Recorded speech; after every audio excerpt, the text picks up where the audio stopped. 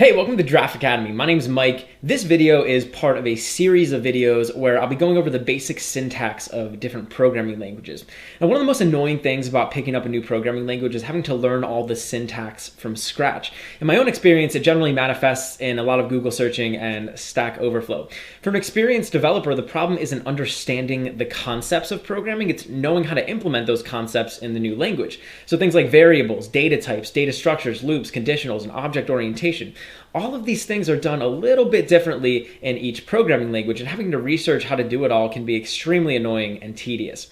In this video, I'll go through and show you the basic syntax for the most common parts of the language. I'll give you a brief history of the language, and we'll touch on some of the best practices and conventions used in that language. Now, this is meant to be a quick run-through. I won't be showing you how to install or configure anything, and we won't really have time to learn how to do everything. You see, I've distilled it down into what I consider the core concepts, so the goal for this is to be a quick video, so I can't cover every aspect of the language. With that being said, this video is meant for programmers who already understand the core concepts of programming. It's not going to teach you any programming concepts. I'll simply show you how to do all the common things in the new language. So if you are new to programming, Giraffe Academy has hundreds of videos where I hold your hand and I walk you through everything you need to learn to program, but this is meant for developers who already understand programming. So without further ado, let's get started.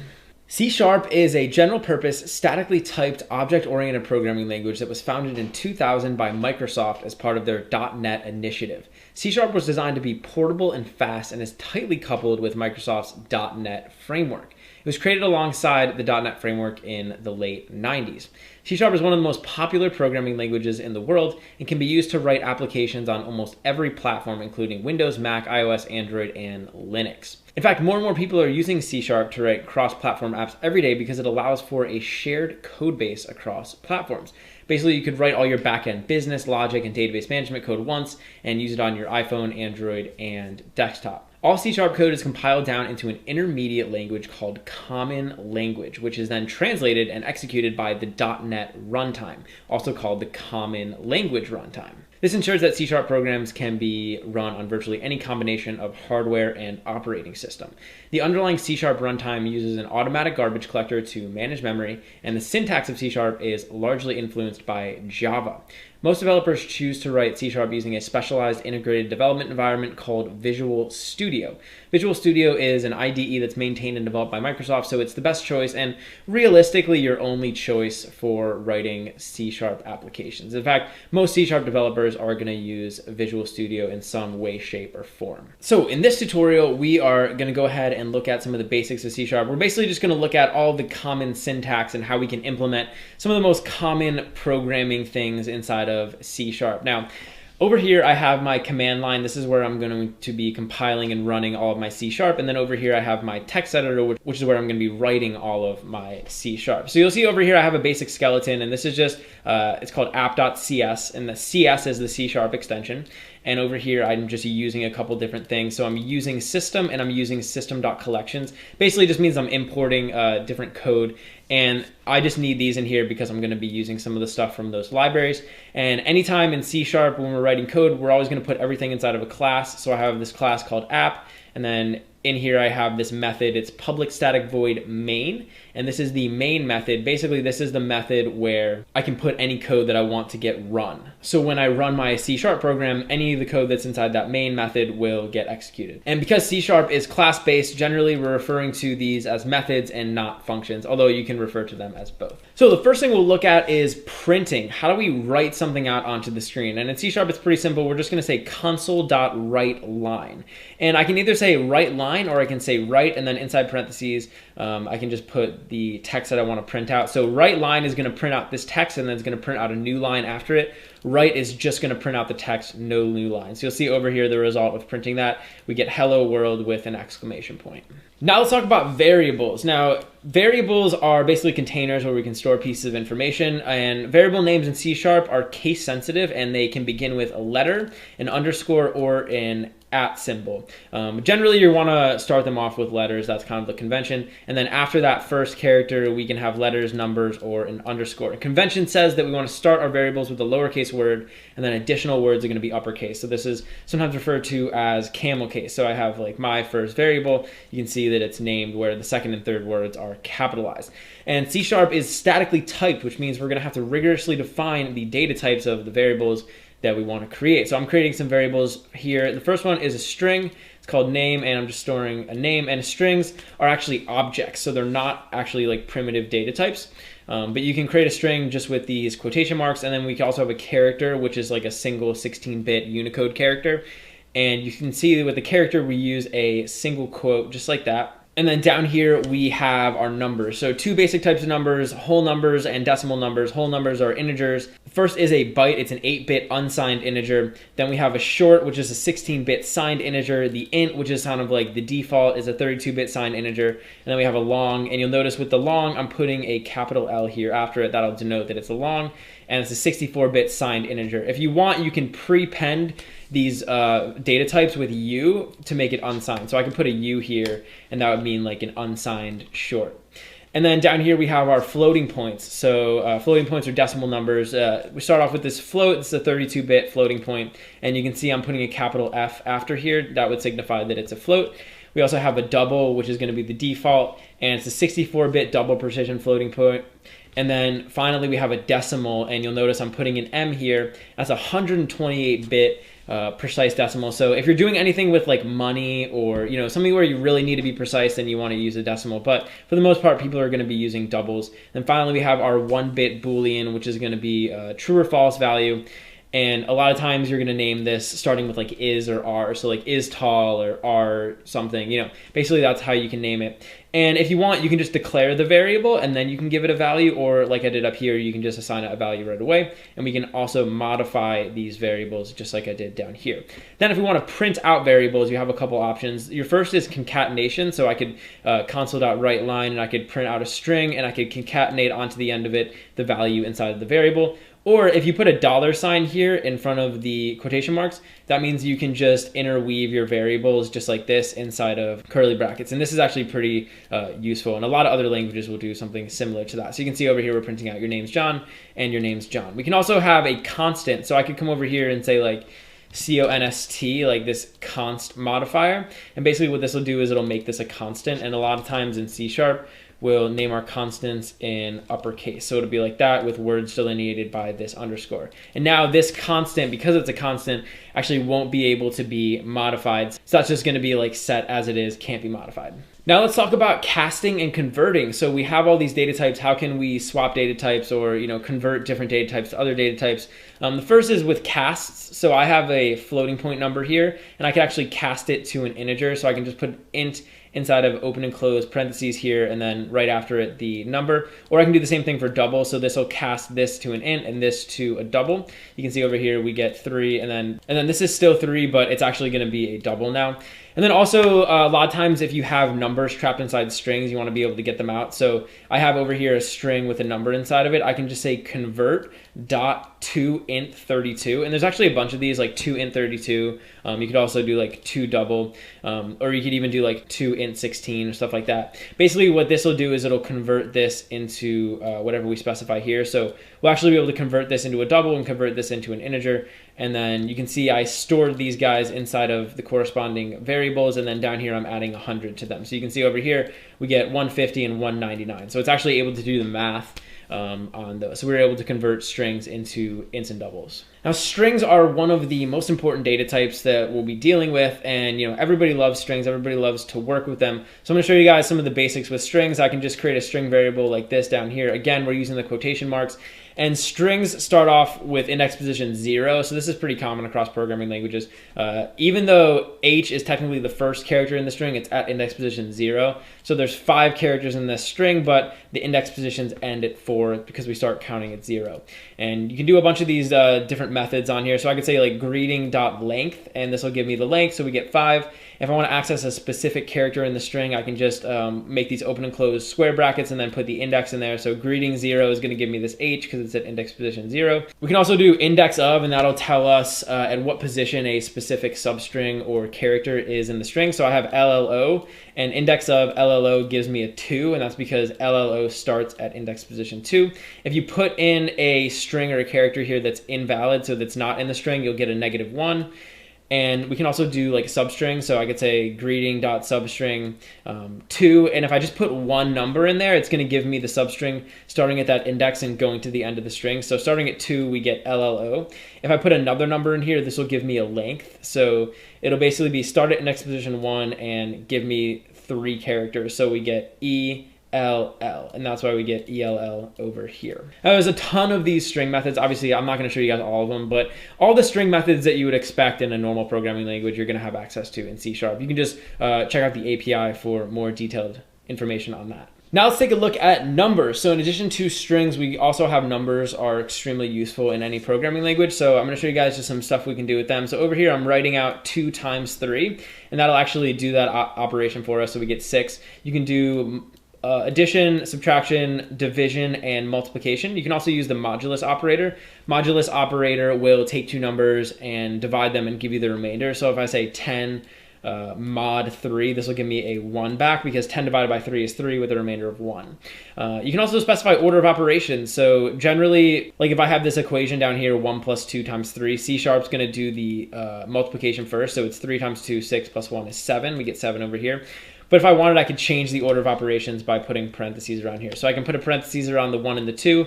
And now when I run the program, instead of getting 7, we're going to get 9 because it's going to be 1 plus 2 is 3 times 3 is 9. And I also want to show you guys how ints and doubles are going to interact. So over here, I have an integer and I have a double. If I take this integer and divide it by a double, you'll notice that I'm getting a double back. So I'm getting a floating point number back. But if I take an integer and just divide it by another integer, so like 10 divided by 3, now you'll notice that we're just getting an integer back. We're just getting 3. So 2 floating point numbers, if they're added or multiplied or divided together, you're going to get a floating point back. If you have a floating point in an int, you're getting a float back. If you have 2 ints, you're getting an int back. And that's pretty standard across all programming languages.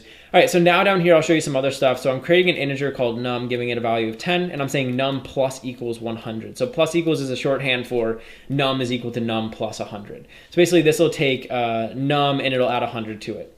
So over here, now the value of num is going to be 110. I can also increment it using this plus plus operator. So that can give me 111 because I'm incrementing the value of num. You can also use minus minus to decrement. And then down here, I just have some math methods. So there's this math class that we can use, and you can just say math, it's a capital M, dot, and then there's a bunch of methods. So like POW will give me the power, so it'll do 2 to the power of 3, which is going to be 8. Square root of 144 is going to be 12, and then rounding 2.7 will give us 3. And like I said, all the standard math methods or functions that you would expect are going to be available there. You can just check out the API online for a more detailed description. Now let's talk about getting user input. Now obviously in any programming language, there's tons of ways you can go about getting input, but in our case, we're just going to get input from the console over here. So I have, the first thing I'm doing is printing out a prompt. So I'm just saying console.write, enter username. And then what I'm going to do is I'm going to create a string. So I'm saying string username, and I'm going to set it equal to console.readLine. So unlike console.write or console.writeLine, readLine is going to allow the user to enter information into the program. So when I say console.readLine, this will allow me to enter something in. And I can just put my name over here, hit enter, and it says hello Mike. So it's storing whatever the user entered inside of this variable, and then it's printing it out down here. And you can use those conversions that I showed you guys before to get numbers, and obviously like you can build a little calculator or do something like that. All right, now let's talk about arrays. So arrays are extremely important. It's a data structure where you can store multiple pieces of information. So the way we create an array in C# is I can just say the type of information that I want to store, an open and closed square bracket, and then the name of the array. And if you want, you can give it some initial information. So I could say lucky numbers is equal to, and then inside of these curly brackets, I'm giving it some initial information. And just like strings, array indexes are going to start at 0. So the first element in the array is going to be at index position 0. If you want to access the elements in the array, you can just refer to the array's name, and then in square brackets, you can put the index of the element that you want to access. And so in this case, I'm modifying it, but you could also print it out like I did down here. So over here, I'm printing out lucky number 0, which is going to be 90, and then lucky numbers 1, which is going to be 8. You can also print out the length. Lucky numbers.length is going to be 6. Now, a lot of times you're not going to know what information you want to put inside the array right away. So we could come up here and do something like this. I could say int, again, square brackets, lucky numbers, and I could set this equal to a new int. And then over here, I need to specify how many elements I want to be able to store inside of this array. So in this case, this array will be able to store 10 elements. And if I run my program now, you'll see lucky number 0 has been given a value of 90, but lucky numbers 1, which we're printing out here, hasn't, and it just gets initialized to 0. So anytime you do something like this, all the array indexes are going to get initialized to 0 unless you or until you set them to different numbers like we did over here. And you'll see the length is 10 because that's the length that we specified right there. We can also work with n-dimensional arrays. So n-dimensional arrays are basically like 2, 3, 4, 5 dimensional arrays, something like that. Down here, I just have a 2-dimensional array just to kind of show you guys how this works. And I'm just saying int, and then instead of 1 square bracket, I have 2, and that's going to refer to the dimension. So 2 square brackets would mean 2-dimensional, and then number grid is equal to, and then in here I'm creating 2 arrays. So this is how I can initialize an array. I can just say new int, and then square brackets, and then inside of here, obviously like assign all the values. So I'm doing this twice, and then to access them, you can just refer to, this is gonna be the index position of the element in number grid, and this will be the index position of the element inside of the element. So 0, 1 is gonna be this 2 over here. So I'm setting that equal to 99. And down here, I'm printing out 0, 0, which is a 1, you can see up there, and then 0, 1, which we set to 99. Now I want to talk to you guys about a more dynamic array. It's called an array list, and this is actually a class inside of C#. But the array list is basically just an array where it's a lot more flexible than a normal array. One of the downsides to normal arrays is that you have to like rigorously specify how many elements you want to have in there. And this array list is going to allow us to basically just like dynamically add elements. And in order to use this, you're going to have to use include this up here using system.collections. And then down here, I can just say array list friends is equal to new array list, and then open and close parentheses. And down here, I can use a bunch of methods on this array list. So I could add elements like friends.add Oscar, Angela, and Kevin. And then down here, you'll see that I'm printing out like friends 0, friends 1. So I'm printing out Oscar and Angela. You can also check to see if something is inside of the array. So I could say like friends.contains Oscar. And you'll see over here, we get a true back. So if Oscar wasn't in there, then we get false. And then we can also get the count. So that's how many elements are in there. If I wanted, I could remove an element. So I could say like friends.remove Oscar. And now this will go ahead and remove Oscar from the list. And you'll see down here, it says false because friends no longer contains Oscar. Now there's a lot more array methods. I mean, pretty much all the standard methods that you would expect in something like a dynamic array you would have in this array list class. Again, you can just check out the API for more information. Now we'll move on to methods. Methods are little blocks of code that we can call, and we can kind of reuse the code that's inside of them. So over here, I have my main method. And this is, like I said, it's a special method that is going to get called when we execute our C# program. But if you want to make other methods, you can. So down here below the main method, I created another method. And you'll see there's a bunch of like keywords before this. I'll kind of walk you guys through. Public is a access modifier. It basically determines what code can see this function. A lot of times you can just say public, and we'll talk about some of the other ones later. Static is another keyword. And actually, a lot of times when you create methods like this, you're not going to need that static keyword. We'll talk more about what static is later. But just know that if you're putting a method alongside of this main method and you want to be able to call it like I am up here, you're going to need this static keyword. And then finally, we want to put a return type here. So int is going to be the type of information that's getting returned from this method. If you don't want a return type, you can just say void, and that'll mean you're not returning anything. In my case, I'm returning an integer. So over here, I can just give this a name. And generally, the convention is that in C#, whenever you have methods, you're going to name them starting with a capital letter. So you'll see add numbers is capitalized. And then over here, I can specify some parameters that I want to take in. So like int num1, int num2. You can take in any data type, strings, doubles, booleans, whatever. And then down here, I'm just saying return num1 plus num2. You can have as much code as you want in there. This return keyword will return you from the function, and then anything that you specify over here is going to get returned as a value as long as you have the corresponding data type in the return slot right there. All right, so up here, I created an integer called sum, and I set it equal to the result of adding these two numbers. And then down here, I just printed it out. So sum is actually going to get the value of doing this, and then we'll print it out, and you can see we get 64 right there. Now I'll talk to you guys about conditionals. So first thing we're going to look at are if statements. If statements allow your programs to respond to different things.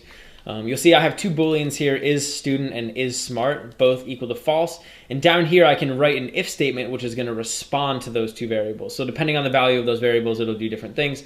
I'm basically checking here if is student and is smart. You can use this double ampersand in order to check more than one condition. I could also use two vertical bars like that. It's going to stand for or. So there's and or. And then if this condition's true, then obviously we'll come down here and execute that code. Down here, we can also use else if. So that'll get executed if this isn't true. Then we'll come down here and check this condition. So I'm saying is student and not is smart. So here is the negation operator. It's that exclamation point. Basically, that'll negate a condition. So for example, these are Boolean. So if I said not is smart, it'll just negate that Boolean value. And then finally, we have an else. So that'll get executed when none of the above conditions are true. In that case, we were using Booleans, but you can actually get Boolean values by comparing different values. So over here, I can say if, for example, 1 is greater than 3. So, this comparison will result in a true or a false. It'll result in a Boolean value. So that's another way that we can define conditions. So 1 greater than 3, we can use greater than, less than, greater than, equal to, less than, equal to, not equal to, and double equals, which is going to be equal to. So if I said 1 less than 3, now this will be true, and we'll execute the code. So it says number comparison was true. And that's kind of going off the screen a little bit. So that's the basics of if statements. It's everything that you would expect from if statements. Another type of conditional that we can represent is a switch statement. And a switch statement is essentially just a specialized type of if statement where we can check one value against a bunch of other values. So over here, I have a character, my grade, it's equal to A, and I'm using this switch statement and I'm passing in my grade into it. Basically what the switch statement will do is it'll check to see if my grade is equal to a bunch of different cases. So I can say like case A, so this is in the case that my grade is equal to A, we'll come down here and execute this code. So console.writeLine, you pass. And then if you want, you can include a break statement here. That'll break you out of the switch statement. And then we also have another case for F, which is console.writeLine. And then we also have a default. So this is kind of like an else. Basically, this will get executed if none of these cases are true. And then you can put whatever code. But if you have a default, you always need to put this break there. So that's required. Otherwise, you'll get a compiler error. So for example, like since my grade is A, you'll see I'm getting you pass here. If I set this to F, ran the program again, you'll see it says you fail. If I set it to like a not valid grade like Z, now it'll tell me that. So it'll be able to respond to all the different values of my grade a lot easier than it would with like an if statement. C# also allows us to use loops. So over here I have a really basic while loop, and a while loop is a loop that'll keep looping through a block of code while a certain condition is true. So I have an integer index is equal to 1, and here I'm saying while index is less than or equal to 5, and then inside of these open and closed curly brackets, we can just put whatever code we want to keep iterating over. So I'm just writing out the index and then incrementing it. You can see we get 1 through 5. So once that gets to 6, then the loop terminates and we're no longer going. Always want to watch out for infinite loops. So if I was to comment that guy out, now we have an infinite loop because index is never getting incremented. So it's always going to be less than or equal to 5. So just keep that in mind when you're writing your while loops. And another type of loop, which is similar, is a do while loop. So a do while loop is exactly like a while loop, except the order is switched around. So in a while loop, we check the condition first and then we execute the code. In a do while loop, we execute the code and then we check the condition. So even if index up here was equal to 6, and you'll notice I have the same condition as I did in the while loop, I'm still going to be able to execute one iteration of the do while loop because we execute the code first, so I execute the code before I check the condition. And do while loops, and while loops are essentially the same thing, but in certain circumstances, you're going to want to use one over the other. So now we can move on to another type of loop, which is a for loop. For loop similar to a while loop, although it allows us to do a little bit more. So the for loop will allow us to declare a variable or define a variable that we can access throughout the loop. So here I'm just saying for, and then inside of these parentheses, I want to specify three things. The first thing is going to be a variable declaration or instantiation. So down here, I'm just saying int I is equal to 0. And then, so this is going to be like our indexing variable or our loop variable. And then I can separate it with a semicolon. Here I'm specifying the loop condition or the loop guard. So while I is less than 5. And then again, separated by a semicolon, we have I++. So that's going to be a line of code that gets executed after every iteration of the for loop. Down here, I'm just printing out console.writeLine. So we're printing out 0 through 4. So the loop executes 5 times. And these can be really useful, just when you want to loop a specific number of times. All right, so in addition to a for loop, we can also have like a for each loop. This is like what you call like an iterating loop. So I have a array up here of lucky numbers, and it's just all these numbers. I could say for each, and then I want to create a iterating variable. So this is going to be a variable that changes every time we go through the loop. So it's going to be an int called lucky num, and I can say int lucky num in lucky num. So this is the name of the structure that we want to loop through. In our case, it's an array. And down here, I can just say console.writeLine lucky num. So now when I run my program, we're printing out all of the elements inside of that array using the for each loop. So a while loop is a very general loop, and then we have a more specific for loop, and then we have an even more specific for each loop. So you want to use whichever ones are appropriate at the appropriate time.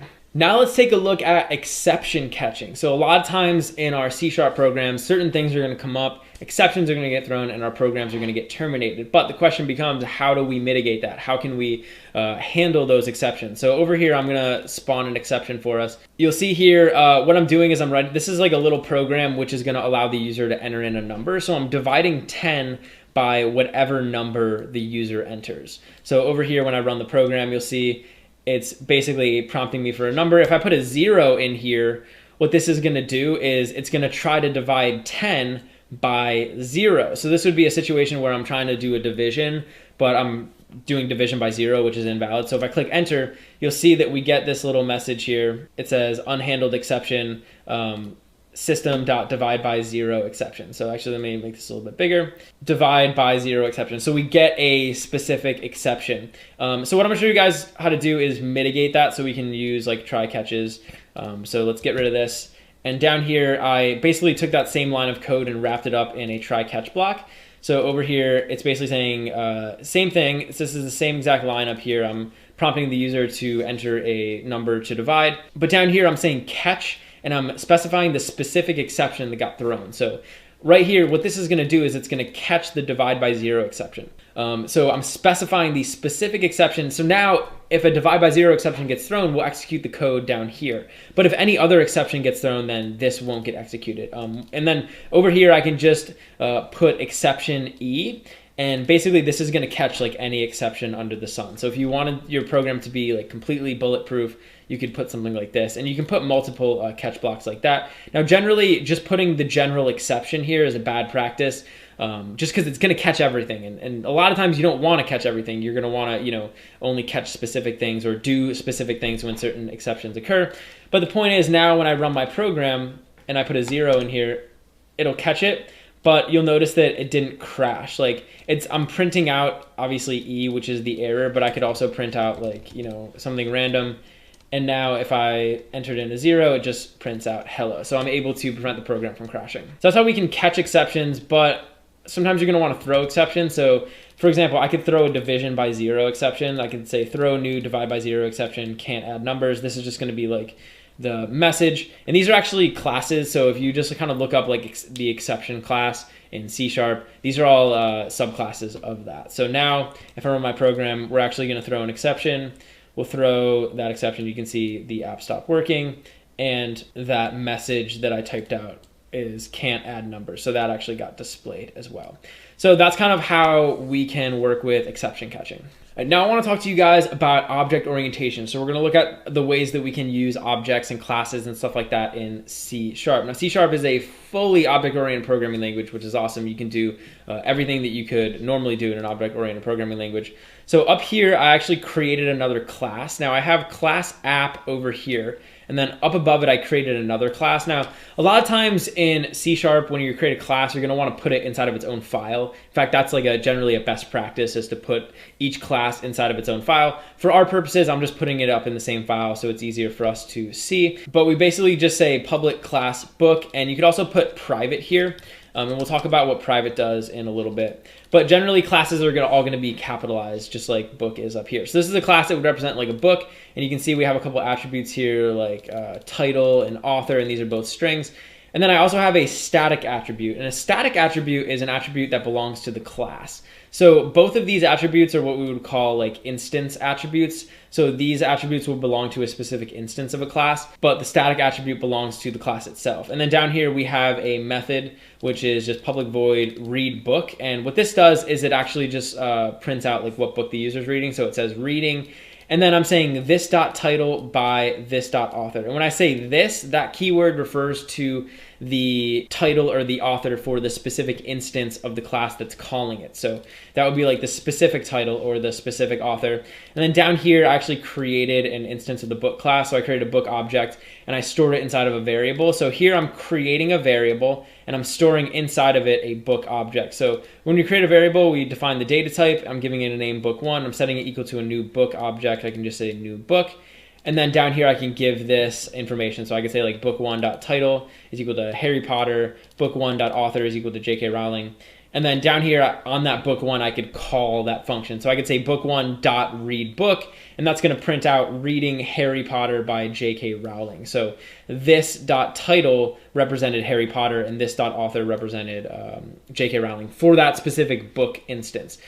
And then down here, I can print out the title, so we're printing out Harry Potter. And I can also print out the static attribute. So remember, the static attribute was defined on the class level. So I can just say book, this is the name of the class, dot static attribute. So with the static attribute, I don't have to create an instance of the book class in order to access it. I can just access it, like I said, at the class level, just like that. Now I want to talk to you guys about constructors. And a constructor is a special method that we can define in a class, which is going to get executed when we create an instance of that class. So up here in the book class, I actually created another little method here. It's just public book. And you'll notice that the name of this method is the name of the class. And when we name it like that, it means that we're creating a constructor. And again, this method is going to get called whenever we create an instance of the class. And over here, I'm having the constructor take in a title and an author. And I'm setting this.title equal to the title that got passed in, and this.author equal to the author that got passed in. This is just an easier way for us to initialize our objects with initial information. So down here, I created a couple books. Book1 is equal to new book. And you'll see here, when I say book right here, this is me calling the constructor. So since I'm calling the constructor, I have to pass it a title and an author. And then I'm just printing out the title. You can see Harry Potter. And then I made another one for Lord of the Rings. And it's important to note that you can have as many constructors as you want. So I could have a constructor that takes in a title and an author. I could have a constructor that just takes in a title. Or I could have a constructor that doesn't take in any information. You could have multiple constructors. So that's basically how you can use constructors to make your life easier. So now I want to show you guys how we can implement getters and setters in C#. Now getters and setters, it's actually a design pattern that we can use, which allows us to control access to the attributes of our classes. So up here in the book class, I added some getters and setters. And you'll notice a couple of things I changed. So up here, these two attributes, these used to be public, but now they're private. And that private keyword basically means that only code inside of the book class is going to be able to access these attributes. So if I have code outside the book class, for example, down here in the app class, I'm not going to be able to directly access those class attributes. So I can't directly access the title or the author. So in order to work around that, what we can do is create public getters and setters. So I have a method getTitle, and basically this is just going to return the title from the class. So this method is able to access the title because it's in the same class as the title, but outside we wouldn't be able to access it. So now if I want to get the title, I can just say like book1.getTitle, and you'll see I'm getting the title. And then also one thing you want to make sure that you do is over here in the constructor, whenever you're setting the title or the author, you want to make sure that you go through that setter. So now I'm saying this.setTitle, and I'm passing in the title. So that's how you can implement getters and setters in C#. All right, now let's take a look at another object-oriented programming concept, which is inheritance. And inheritance basically allows a class to inherit all the functionality and attributes of another class. So up here I created two classes. I have a public class chef, and I have a public class Italian chef. So these are two chefs that I'm representing in my program, a general chef and then an Italian chef. The general chef has three methods. So it has a make chicken method, a make salad method, and a make special dish method. And basically all those methods do is just print different things out onto the screen. And then down here in my Italian chef class, I'm actually inheriting all of the attributes and functions and methods from the chef class. So I can just say public class Italian chef, colon, and then the name of the class that I want to inherit from. And then now the Italian chef will inherit all the functionality from the chef class. And you'll see the Italian chef class has two methods. The first is a make pasta method. So the Italian chef can make pasta. And then the second is that make special dish method, which the Italian chef is overriding. So I'm going to come back to that in a sec, but I just want to show you guys down here. I created a chef object. I created an Italian chef object, and I'm having the chef make chicken, and I'm also having the Italian chef make chicken, and they're both able to do that. And you'll see down here, I'm overriding this make special dish method. So over here in the normal chef, I have a make special dish, and then down here in the Italian chef, I have a make special dish. And the way that I can specify that this can be overwritten is up here in this make special dish method. In the superclass, I can put this virtual keyword there. That basically means that this method can be overridden. And then down here in the Italian chef, in the subclass, I can put override here. And that'll basically tell C# that we're overriding a method from the superclass. And you guys will see now if I change this to make special dish, and I'll change this one to make special dish as well, they're both gonna make a different special dish. So the chef makes a special dish, and the chef makes chicken parm. So the chef just made a generic special dish, and the Italian chef made chicken parm. All right, now I want to talk to you guys about another concept with inheritance, which is using constructors and attributes. So over here, I have my public class chef, and this is just like what we had before, except now I'm adding in some additional attributes. So the chef can have a name and can also have an age. You see down here, I have a constructor, so passing in a name and an age, and then just setting them. Pretty standard constructor. And then down here in the subclass, so in the Italian chef class, which is inheriting from the chef class, I added in an extra attribute, which is country of origin. And so over here, I have the constructor, which I'm basically just defining, and then I'm taking in a name and age, and then that country of origin. So down here, I'm also putting a colon, and then I'm saying base, name, and age. And this colon is coming right after this parentheses right there. I just put it on a new line. And what this is going to do is it's going to call the constructor from the superclass. So when I say base and then I pass in name and age, this is calling the appropriate constructor inside of the superclass, inside of that chef class. So I don't have to initialize the name and the age. I'm going to go ahead and let the superclass constructor do that for me. But we still have this additional attribute, country of origin. So down here, I'm just saying this.country of origin is equal to country of origin. So that's basically how I could have attributes in the superclass and in the subclass, and then work with the different constructors. And then down here in the main function or the main method, I just have my chef object passed in Gordon Ramsay and 50. Then I have my Italian chef object, and I passed in the name, the age, and I also passed in the country of origin. And then over here, I can just say my Italian chef.country of origin, and you can see we get Italy. So basically all of that's working. And then also I could say like my Italian chef.age, and then if I reran the program, you'll see we get 55. So all that is wired up, and that's basically how we can work with constructors and attributes in inheritance in C#. All right, now I want to talk to you guys about another object-oriented programming concept of abstract classes and attributes. So over here, I created an abstract class. An abstract class is basically a class where you can specify specific methods where the subclasses have to implement them. So here I have this abstract class vehicle, and you'll see I have a public abstract void move method. So I declared this method, but I didn't actually give it any information. Like I didn't actually define the method. And then down here I have a public void get description. So this is another method which I gave information to. So this is a fully functional method, and this up here is an abstract method. And basically that means that any subclasses like this bicycle class or this plane class that I created, which are inheriting the vehicle class, are going to need to implement that. So down here in each one of these, like in this bicycle class, I say public override void move. So down here I'm overriding that move method, and you can see it just says the bicycle pedals forward. And then in the plane class, same thing, overridden the move method, and it just says the plane flies through the sky. So then down here, I can come down and create a plane object, and I could say like myplane.move or myplane.getDescription. And it says, for move, it says the plane flies through the sky. And for get description, it says vehicles are used for transportation. So that's kind of how we can use abstract classes and attributes and methods in C#. All right, finally, the last concept I want to talk to you guys about in C# object orientation are interfaces and interface inheritance. Basically, I can define a general interface, which is essentially a fully abstract class with all abstract attributes and methods. And then I can create subclasses which will implement that interface, and they'll have to implement all of the methods and stuff like that. So over here, I have a public interface animal, and I just defined one method, which is just void speak. And you'll notice that I'm not actually like giving this in any information. I'm not really defining it. And then down here, I have a subclass dog, which implements animal. And you'll see over here, I have a speak method, and I'm just printing out woof woof because that's what a dog says. And then I have another one for cat, which again, public void speak, and it's printing out meow meow because that's what a cat says. And then down here in my main program, I created an array of animals. So I said animal, I called it animals, and inside of this array, I put two animal objects. So I put a dog and I put a cat. Now I can put the dog and the cat inside of this array because technically they're both animals. And then what I could do is I could say for each animal in animals, I'll tell it to speak. And you can see over here, we run the program, and it's the dog barking and the cat meowing. So polymorphism or interface inheritance is really great because I can basically define a like overall interface, and then other classes can implement that interface, and then they're all considered to be the same type, which in this case was animal.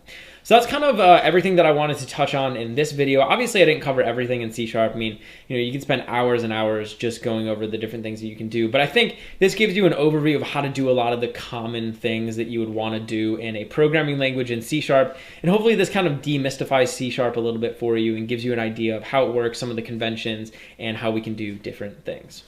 Hey, thanks for watching. If you enjoyed the video, please leave a like and subscribe to Giraffe Academy to be the first to know when we release new content.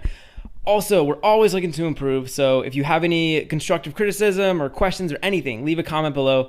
Finally, if you're enjoying Giraffe Academy and you want to help us grow, head over to giraffeacademy.com/contribute and invest in our future.